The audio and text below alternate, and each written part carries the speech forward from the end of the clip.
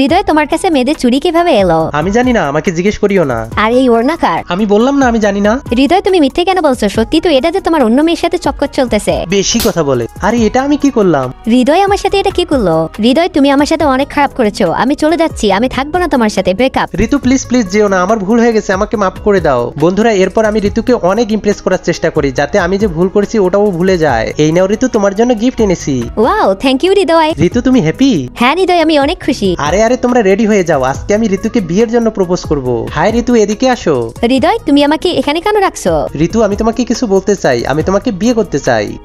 হৃদয়, আমাকে মেরো না, প্লিজ মেরো না। বন্ধুরা, তখন আমি বুঝতে পারি ঋতু সেই আগের কথাটা ভুলতে পারেনি। হৃদয়কে বিয়ে করো, হৃদয়কে বিয়ে করো। আমি এর আগেও খেয়াল করেছি ঋতু আমাকে ভয় পায়, কারণ যখনই আমি ঋতুকে ছোঁয়ার চেষ্টা করি সে হঠাৎ ভয় পেয়ে যায়। সরি, আমি তোমাকে বিয়ে করতে পারবো না, কারণ তুমি বারবার আমার উপর রাগ করো আর আমাকে মারো। বন্ধুরা, তখন আমি বুঝতে পারি ছোট্ট একটা ভুলের জন্য আমি কখনো ঋতুকে বিয়ে করতে পারবো না।